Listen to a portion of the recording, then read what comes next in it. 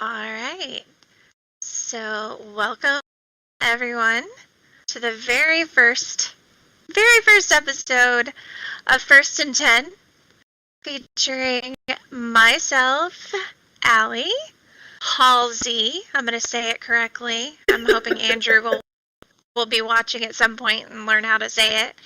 Um, and Ember Blackwood, my co-host. Hello, hello. So, this is just a show for us to get started getting to know each other, getting to know the people of the GFL, what makes you all tick, um, important things in your lives. Hopefully, not hopefully, but definitely, we're going to have some sponsors on here too to talk about their wonderful products and services. And yeah, I hope it's going to be a good time. I think it will be. I think I think that so we're going to too. have fun with this. I'm Yeah. so excited. And we really wanted to have an opportunity to reach a wider audience because our GFL circle is a small one and it's a close one, but we want more people to know about the GFL and um, know more about the people who are involved in bringing this sport into Second Life and just kind of get to know everyone on a different level outside of the game, but also so that our audience can understand why we all want to be involved in this and why we love it so much. Yes, yes. This is an important baby for everyone sitting on this stage right now. We'll get to the guy in the middle in a little bit, but um, this network, this community, it's important to all of us, and we've all put a lot of work and effort this season of football, and so much fun. Already started off, just been a wild ride the first couple of weeks for sure at the games. Um, and now's our chance to get to know the people behind that. So first off, we're going to start off with a little Q&A between Ember and I so that y'all can get to know us as the hosts of the show. And then we will interview the head honcho right here in the middle, um, who is more than welcome to chip in at any point in time, even before he gets his introduction, just because, well, he's the boss man, and, well, we let him think he's the boss man anyways. Uh, but, yeah, so, Ember, what questions do you want to know? I will let you start off with the questions. Okay, sounds good. So, I personally have never even asked you this. I want to Okay. know how you got started with cheer. For everyone watching who doesn't already know, Allie is the head honcho of cheer. Usually, she's also Psych's brain because he forgets things. So she does a lot outside of cheer for the league, but specifically, I want to know how you got your start with cheer. Um, I'm gonna be honest. I like stumbled upon it like so many years ago. I knew somebody that was in it, and I started with the league way back when it was like SFL. Um, and there was so many teams and so many cheerleaders, and it was crazy. And I didn't do it for a real long time then, but then my friend Jinx, who is still one of my best friends, um, she was a cheer captain, and she was like, "You need to come do cheer with me." And so I did, and she taught me how to make routines, and it just became something that I absolutely love doing. I enjoy the heck out of it. And now it's just like a passion for me. I love the community, doing cheer, and we have some of the best cheerleaders, I will have to say. They are sexy and they're sweet and they are just wonderful people. So it's an exciting thing. Yeah, I would agree. I definitely think that this season we've really upped our game with cheer, and I love everyone who's joined us for this season, and I'm so excited to do more events with them and just become a closer little cheer family. I'm having fun so far. Yes, me too. So I'm going to ask you a question back now. What got you into cheer, Miss Ember? So, what got me into cheer was my boyfriend, who is also our cameraman tonight. So, shout out to Bane Blackwood, also known Woo! to the GFL as Kovu Warden. He was playing and he asked me if I wanted to watch a game.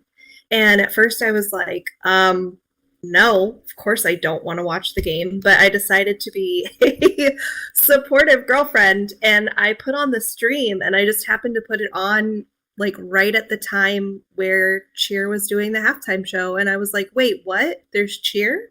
So I messaged him right away and I was like, I did not know there was cheer. And he put me in touch with Naj, actually. And then she gave me all the information. And that's how I got started. I knew that there was cheer like years ago in one of the previous leagues. And I just thought that that was something that like didn't happen anymore. And I guess it's just because I wasn't really into the world of SL sports until he started playing again, so I didn't even think about it. But I was so excited when I turned the stream on and that was the first thing I saw. Because I'm going to tell you right now, if it had not worked out that way, I probably would have turned the stream back off because it took me a while to actually get into liking watching the games. And for the viewers to know, like, in my real life, I am not a huge sports fan. And so I'm going to admit fully, like, I do not always understand football or what I'm watching. So it gets boring to me pretty quickly. Although I have to admit, the last couple games so far of this season have been really exciting to watch. So hopefully we can keep up that momentum. But yeah, that's what brought me in. It was him. So kudos to my boyfriend. Aww. Thanks, Bane. We're so grateful that you brought her to us because let me tell you, I love me some Ember, and she has also become such an important person in our league. She is our marketing and sales director, and she just makes all the stuff happen. She brings the people in, she takes their money, and says, in exchange, we are going to offer you some airtime and some exposure with this crowd. And she's really good at it. So just a shout out if you would like to advertise with us, um, that's the person you need to talk to, Ember Blackwood. Yeah, I'm your girl for that. And since we're talking about that, huge shout out to our sponsors. Thank you so much for choosing to support our league. We could not do what we do without your support, and it means so much to every single person in this league. So we will definitely have more about our sponsors later, but since the topic got brought up, I of course had to do a shameless plug there for our amazing sponsors that we've got. Absolutely. We appreciate them. We have some of them in the audience here, which, by the way, if you are interested in attending, this is a live show. We do have people in the audience. And if you are not interested in that, we are live on YouTube. We are live on Facebook. And we will take questions. If we see you writing questions in the chat, here or on YouTube, we will be answering those as best we can, as long as you're not too goofy with it, which some of you have a tendency to be, but we'll do our best to answer them. And if you are joining us on YouTube or Facebook, make sure that you like, comment, and subscribe to our channel. We are trying to broaden our reach this season and get our engagement up. So every like counts. So if you are enjoying our content so far, make sure you hit that like button for us. All right, so I think a couple more questions between us, and then the man of the hour will be Yes. in the hot seat. Yes. Uh,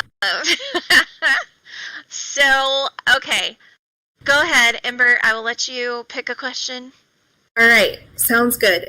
So, my next question for you is outside of the league, what do you like to do in SL? Now, granted, I know that we both live, breathe, sleep, and eat this league. All three of us up here, pretty much. Yes. So I know that spare time is very limited.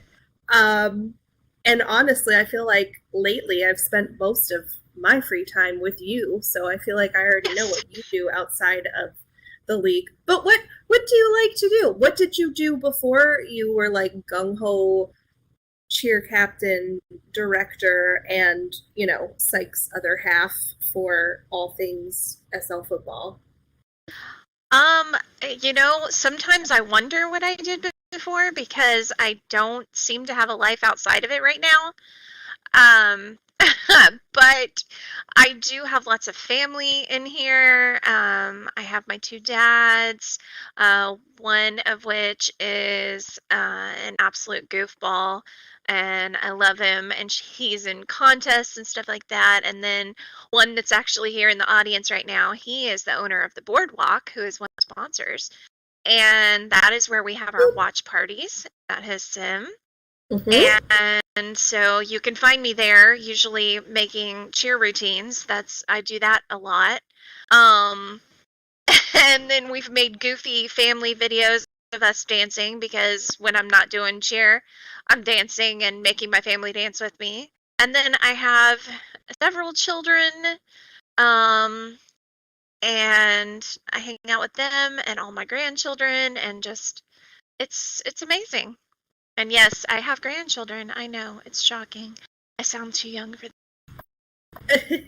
A little birdie also told me that in your spare time you like to write novels. Oh, that is true. That is true. I wonder who that little birdie would be. Yes, yes.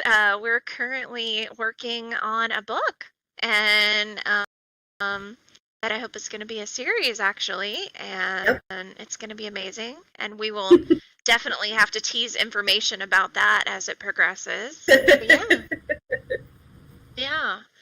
I am a writer. I'm also a teacher in real life.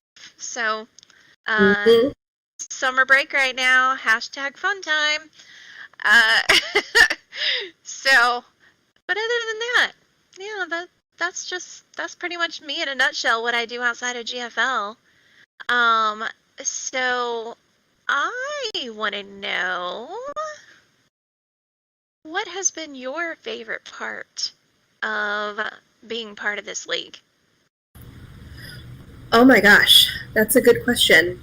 Um, for me, I would have to say the community in general because I really wasn't doing too much with my SL before I joined Cheer. So I had Bane, and he doesn't log into SL that often these days. He plays a lot of other games outside of Second Life, which is common among the Second Life community at large anyway. I know so many people who play so many games online. So I was kind of just like playing dress up, taking pictures and stuff like that. And then once I got involved with the league, I was like, okay, I feel like I have some kind of sense of purpose.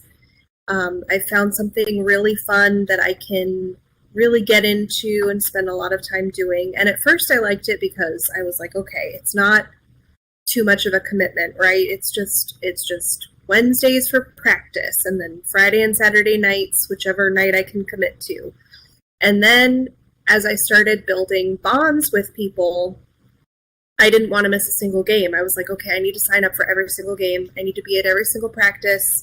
I can't miss anything. I don't want to miss out. I had FOMO so bad all through the rest of season 2 once I joined. And then once I started talking to Psych more, and he, started giving me a little bit more responsibility, drama here and there, and that's just unavoidable. But for the most part, I do really get that sense of community and family, and it's just really unlike anything else that I've experienced in SL so far. So, I mean, that's what really keeps me going throughout the week.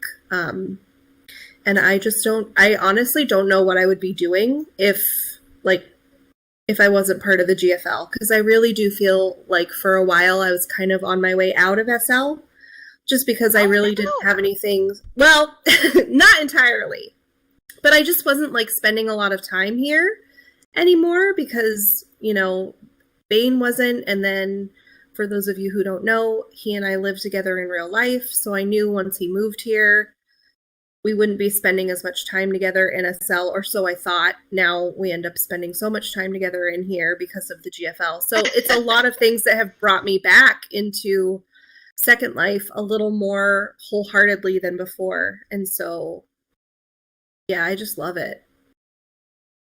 I agree. I know. I don't know. As much as I say, oh, it keeps me busy, oh my God, psych works me to death, all those things. It's just me kind of joking around because I really enjoy every minute of it. I know I enjoy being around everyone in the league and just all the things we do. So I completely agree with you on all of that. So, do you have any other questions for me before we get to psych? I don't think so. I think we've spent enough time on us. I'm ready to put him in the hot seat now. Yes! Let's do it! I was feeling really good about this one until I've heard your continual repetition of hot seat. Now I'm worried. Well, I mean, you signed up for it. That's all I'm saying. This is true. Very true. You did. I will say, you guys have got to understand, everyone viewing, we do not prep our guests before they come on. This is not like you get a list of questions, you know what we're going to talk about. No. You are in the hot seat. And when we say it, we mean it. You're in the hot seat. We can ask anything and everything, and we will. So, encouragement for those coming on in the future. That's what you will Yes. do. Yeah. I feel like he's so scared all of a sudden. We're making him sweat. I got this. Well, I feel like our bark is usually worse than our bite, though. So That's it's all in true. good fun. That's true. So I'm going to start this session out with you, Mr. Troglodyte. And I would like for you to just kind of tell everyone what made you decide to take over this league, and tell us about your passion for it. Alright, well that one's easy enough. I was going to say, I do have the option to call an emergency staff meeting afterwards if this goes really bad, so I've got the note card ready, but no, I'll just, I guess, start over a little over a decade ago now. I was working at an adult establishment in SL, and one of the patrons, a frequent tipper, was like, "Your avatar looks really good. You look really sporty in a football jersey." I was like, "Well, look, I mean, I'm from the South in the United States. We eat, breathe, and drink and sleep football down here. So you had me at shoulder pads. Let's go." So I started playing way back in the day, and fun fact trivia, I was actually the first commissioner that was not the owner of a league like a decade ago. It's funny, that little popped up on my Facebook profile. Long story short, that stint was short, sweet for a little while. It did, lost all crash and burn. And so I was actually out of the football world for a little bit and hated every minute of being away. Finally came back and then just fell in love with it all over again. The brotherhood, the players that you meet from all over, it's just incredible. Some of my closest friends and family I've met either in the locker room or on the field playing. just really love that community, and was happy, whenever the GFL started back, and looked pretty dark, and I was just at a spot where, and I'm not frequently there, where I was financially able to keep afloat, with the idea that, we don't want this to go away. And so the initial idea was to finish out season one, and start building things like day one in a way that would allow it to continue. But at the end of season one, if people didn't want to, then we would say our goodbyes and let it go. And just from almost the minute that we took over and started, the growth and interest was there, and so we kept it going. And here we are now, and I'm really tickled to death that we did. But yeah, that's like the real short Cliff Notes version of me, my passion for football, and how we got here. And I don't think I could ever really talk about football without at least saying Roll Tide once. So I was waiting for it. Yeah. So was I. Everyone else not holding their breath, waiting for the Roll Tide. Oh, right, I knew it was coming. It had. Bear Bryant would roll over in his grave if I didn't manage one at least. The fun part, though, is that every time I think of Syke saying Roll Tide, I now think of Ginger shouting War Eagle. Oh, we the don't. Yeah, we don't. They really don't, though. It's like polar opposites of each other. It. I know, but it's just funny because of that banter you guys had the other night. What was it in the YouTube chat for one of the games? Yeah. Back and forth. Yeah, correct. I was losing it. It was great. Yeah, we have some fun with it. That's part of it. Just one part. So, in total, how long have you been involved with the league? League, like football and SL in general, yes. Or okay, yeah. So and give us the rundown, because we may have some people who are new to the GFL. Give us the rundown on the different leagues that there have been and what you're doing now. So the very first one was the SFL way back in the day, and I was pulling up, and I was on the team for a little bit before this. I don't really have a start date, but I got the first jersey ready to go, ready to play in a game on March the 1st of 2011. So that's when I got, that's the earliest that I can confirm, and I was probably around for a month or so before. So we're pushing 10 years plus now. My avatar here is 13 years old. So yeah, Syke has been the one that I've played on since then. I'll be honest with you, shortly after that, I believe it was the GFL, I think, for a little while. It's a little sketchy on then. I was actually not a member of the football community for a while after that. So, yeah, after VFL, I know there was the Coalition Football League for a little while, and then that course, and then, and I really don't remember. I know Jasmine ran a league for a little while that had like 4 teams. Previn ran a league, I think, that had 6. And then there's this one. So the GFL. But yeah, I don't remember all of GFL in there too. Yeah, there was. I have a hard time remembering all the different leagues, to be honest with you. But yeah, there's been several. And now we're the GFL. So we have an audience question from our YouTube viewership. When can we see the first ever furry on the field? That's the question right now, Syke. That's a good one, and to be honest with you, we could literally see one on the field this weekend. The owners have voted earlier in the season to allow furries now, so there's nothing stopping a furry from playing. The question now is just simply a matter of when do we reach one that wants to play, and when do they get suited up. So it could literally be this weekend's game. I mean, nobody's been signed yet, so I don't think that it will be this weekend's game, but I mean, nothing is stopping it. They're a large community here in SL that we've pretty much just kind of looked the other way on for so long. but the owners proposed it and asked, and it passed unanimously that we would allow them to play this, for the league now. So I tend to think that it's a matter of time. It's certainly something that I'd like to see. I think it would be good to get them in there and really grow and expand and start to see just how many people they could bring into our little group.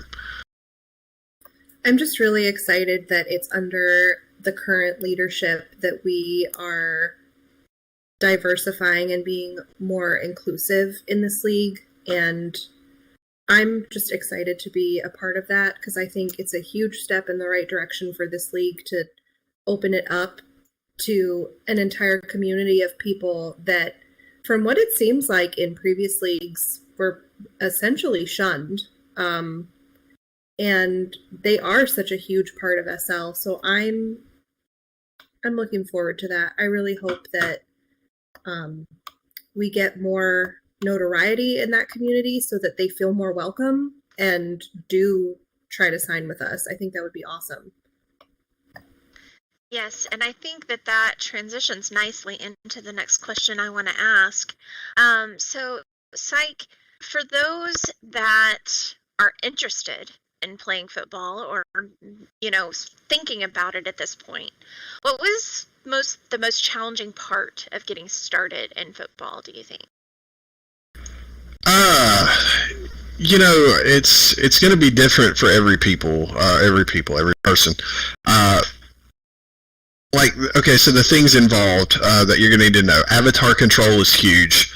That's probably the most difficult for people. I hesitate to say athletic, but I'd always tried to do athletic things with my avatar, so that wasn't as sharp of a learning curve for me as it might be for some. When I say that, I mean I participated in combat sims. I would frequently go places and I guess play the SL version of parkour where you see a rail and you try to balance on it as best as you could. I dated a girl in the SLCS, I think, the cheer squad or whatever, the big one. It's been a while though, long while. And they would have these things that they did to train, where they'd have to stay balanced on a balanced beam and do these different things. Well, I wanted to show off, so I would try to do that. And so I always had a good bit of avatar control, so that wasn't as big of a step, but that will be the largest step for most. Getting used to your avatar on the field will take a little while, outside of movement, just being comfortable with your role. And then learning, so the game is patterned on American style football. So if you understand American style football, you will understand a lot. But we have several people from all over the world, and so we have people that we will have to explain one job at a time to and break the game down into smaller components, just because they don't really, at the end of the game, they know if we won or not. They understand the scoreboard, but as far as the inner workings of the different positions and the way everything kind of is supposed to flow together, really have to teach them one step at a time. So for a lot of people, that will be an obstacle, just understanding the game. But really all of those things work together, and really the great thing is almost every team has people in place that really love being educators as far as the sport goes, and so they'll take you under their wing and show you what to do. We had our newest team, the Banana Slugs, hosted rookie camps, and they've had a couple of regular contributors to their team come out of those, from those, and so I expect, and you could see it really on the field, the difference. Week one, there was a few cringeworthy moments, they were having to just trouble, scripted to get on the field in with. But then this past week, they went toe-to-toe to the team that was in the Super Bowl the following previous season. So even with them, you saw a good level of growth. Any player is gonna see that. Don't come into the league and expect to put up major stats your first little while. Come in ready to learn. Stats will follow. Heck, I've been playing it for a long time and my stats are still trash. So, there's it's going to take some time. That's what I'm trying to say. That is a lie. Modesty. I'm trying to get overlooked. It's camouflage. I can't with you. Oh. So, here is a question. What is your favorite part of football, cheer, this game, all of it? My favorite part of the league as a whole, right now, honestly, and it's just going to sound like I don't even want to say it. I want to pick something else. This is going to sound like I'm being just a suck up, but like the league office staff that we've had has been such a joy. I'll preface it in this way, so I guess I won't sound like a sup or kiss ass or whatever. But to me, the very minute one idea of coming in was the idea that things would grow, and it's been a challenge. Like the whole idea of getting things to grow is difficult because you get to the point where you reach maximum amount that you yourself as an individual can do. And so then you're left with the decision: do we keep it at this level to where I can micromanage and handle everything, or do we take some chances, put people in places where you feel like they could flourish, and then let them grow and build it? And so when I'm surrounded by our office staff, the two of you, Danny, Ella, all of them, it represents to me a couple of things. It represents, one, an amazing circle that we've got that are just kicking butt on literally every level. But two, it also represents, each one of you represents a decision that I've made as far as like belief in a combination of your ability, but also like what you can bring to the table and that you'll be good for the league. And it represents a part of the ultimate goal, which is a league that, that I don't need to be quote, quote, in charge of, because we've got, so many operations and procedures and things in place that it just kind of runs. And it needs to be bigger than me. It needs to be bigger than any of us. And so when I meet with my staff and look around, like I see incredible foundation that is going to get to that goal.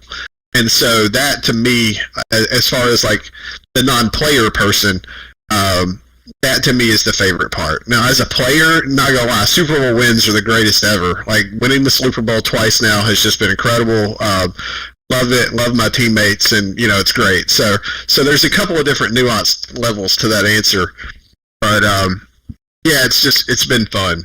The whole thing has been fun. I will have to agree with that, since Psych does play on my team. He pretty much runs it, to be honest. And we are winners of the Super Bowl. Woo woo! Yeah, I got a ring, and I'm proud of it. Yeah, and there's some heavy challenge out there this season. I'm not even sure that we're the favorite, to be honest. So it's going to be an interesting run down the stretch for sure. Oh, for sure. So, I mean, if those first games were any indication, we've got a really interesting season ahead of us. So I'm stoked on that for sure. It's going to be fun to watch. Definitely. All right, I'm going to ask you another question from our YouTube chat. Sure. So someone would like to know, what are the league requirements for furries, and how do you plan to combat the lag that comes along with some of the furry avatars out there, since we know how much lag can greatly affect the field and those on it? That's a good question, and to be honest, the same approach that we've used with everything, going back to the mesh bodies, which was a decision I think that even predates the GFL. But you do look at the way that it affects. There were a couple of different thought processes that the owners and I and staff discussed when we were making the decision. And the first was, that obviously sometimes, depending on the furry, that they're not even like humanoid, type shape. And so that's the very first thing that we determined, is that like it has to be the human version of, like the humanoid version of whatever animal that we're talking about, that you wouldn't see like a minotaur or something running around out there like that, or, bear or whatever. So we were looking for the more human type furries. there's also they have appendages that humans don't have, and so the prevailing idea is that like if it's an appendage that could perceivably give an advantage on the field, then it would need to be quote quote tucked in. Like we don't want ears that protrude up out of the helmet. That while visually is not a problem, the thought here is if you're playing as a player, in front of or behind somebody that's got larger ears coming out of their helmet, that it in vision of the ball. So that was a decision that we made that like nothing needs to stick out of the helmets. We also, like with tails and things like that, like a tail would need to be tucked in. So there's, as far as like the appearance and all that goes, I think we compromised that, like, hands could be paws, and if they had like the more pronounced foot or whatever, they didn't necessarily have to have a cleat. But they need to be able to fit like in the football jersey, number one, as far as their shape goes. The second one that they need to do, or that we're looking at, is no different than like the mesh body decision I was looked at earlier. It's that different bodies have a different impact component on what rendering. I forget what the actual term is, but the amount of resources that it takes to render that body, and so we really as they come in, we'll conduct studies to see what is a similar taxation on graphics cards as like a regular mesh body would do, and then keep the two as similar as possible. So that way, people complain about mesh bodies, also in the league, but that's something that we've stood by with the idea that, nobody else, if you want to buy a PlayStation 5 game, you have to go buy a PlayStation 5. You can't have a PlayStation 2 and gripe that the graphics, have gotten too complicated. Like, there's a general understanding that we can't just sit back and wait on people with whatever they refer to as like either potatoes or bricks. We can't just keep the game so that simplified for them forever. Like Second Life's not. When you see the move to mesh and everything else, like in general, things are just moving forward in that. So, like right now, the mesh avatars that we wear would have crashed out, SL computers during season 1, like without a question.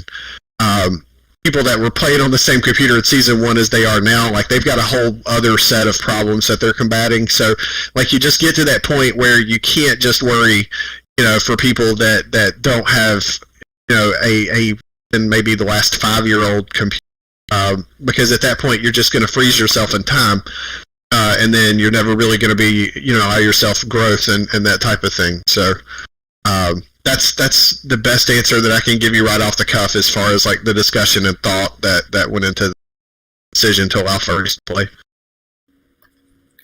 Yeah, and I mean, we have to start somewhere. So thankfully, we have the ability in the league to be pretty adaptable and kind of figure it out.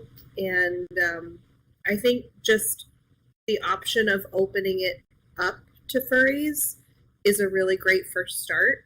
And we won't know more really until we have some who decide to join. So, right, and there had been people like, there had been people that even ask, and at times I'd even joked, about it, and like there's like, it's like you should just be a furry this season and play to, show them that they can. And I mean, I'll be honest with you, I tossed the idea around, but ultimately I went against it because, like, I would like the first one to be authentic, not, right. Just somebody that's wearing a furry suit for the hell of, saying, right. Oh, look, we got a furry in the league. I mean, I'm not a furry. I'm a lot of things. Depending on who you ask, you might get some positive or negative adjectives that would describe who I am. But furry is not one of them. And so, we did not go that route, or I did not personally, and yeah. I wouldn't be upset, if another player wanted to take up that mantle, but as far as like a decision for me, I just didn't think that it was representative of who I am here, and I didn't really want that whole, like, I didn't really want to fraudulently put that out there, so yeah. I decided against it to let a real one come along and claim that role. Right. So, piggybacking off of the idea of, the lag and complexity and people's graphics and all of that jazz. I would like for you to talk a little bit about kind of what you told Allie and myself in our meeting yesterday as far as where the league is currently at with the idea of this new field. Because I know just from the small amount of time that I spent with some of the players that it's been something that's been talked about for so long that a lot of players don't even believe that it's going to happen. They've just been let down so many times over the years by being told, like, oh, it's going to happen, it's going to happen. And a little bit more about kind of your plans for that field. And before you begin, I would also like to, again, shamelessly plug that thanks to our sponsors this season, we've really kind of seen the idea of that field come into fruition. And it is so important. The work that we do with our sponsors is so, so important because a lot of the money going into the league is oftentimes from Syke's own wallet or Allie's own wallet or Ella's when she plans, parties and things for us. So really want to make sure that the audience knows that it is truly a labor of love for Syke and a lot of the other officers in this league. It's not currently something that's done for profit. And so a lot of basically all the decisions that we have made are for the good of this league and all of the players and cheerleaders and everyone who's involved. But I would really like for you to share a little bit about that field and kind of go over that so that our viewers can know kind of what they have to look forward to for ongoing seasons. Sure. So where we're at right now, number one, as far as like the player that's still on the fence, I can wholeheartedly say without question, a new field will happen. The very first thing that I did when I started, you have to understand that I am not, real life, like I'm not financially well off or wealthy. Like my bills are paid, I enjoy a comfortable life, but certainly not anything of like leisure and extravagance. And so the very first thing that I did, as far as just even continuing season one, whenever I first stepped in, was figuring out how much it would cost to run it as was, without touching anything. And if we'd have left it alone, like I would have been out a while back. Like we probably would not have ever gotten to season two. So the very first thing that we did, that I set out to do, was design a league model that would give and take things to the owners that had never been given before, but then it also required something in return. We have successfully moved, which sounded like a small thing until you realize that no league had ever done this.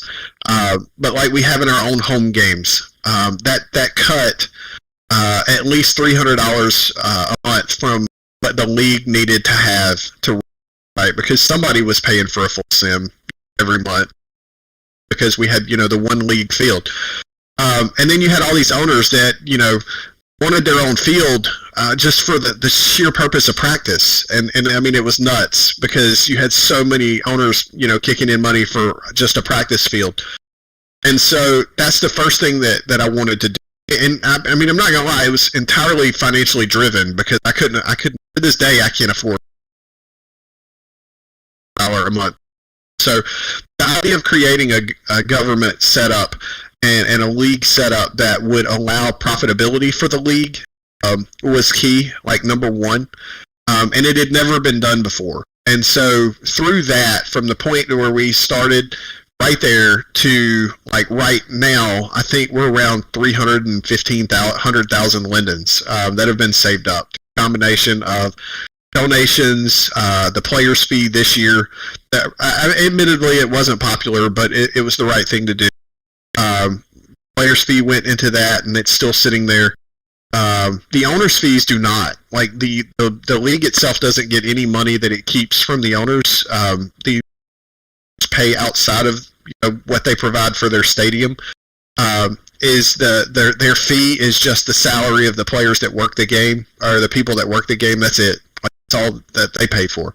So we eliminated a monthly cost from them, and instead, gave them the one-time fee. One of our owners thought, it ended up like this year, just to give players or casual person watching, like each team, their fee for the season was $16,100 limit.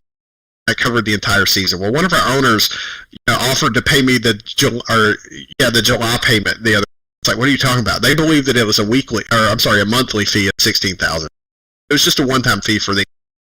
But that covered all of their expenses for people that work. Now, some of that money does end up getting returned to the field because we've got a lot of workers that at the end of the game they'll message me or let it be known, like I don't want to get paid. Just throw my money back into the bank and save it up for the field. I personally have never taken money from the field the field fund from anywhere.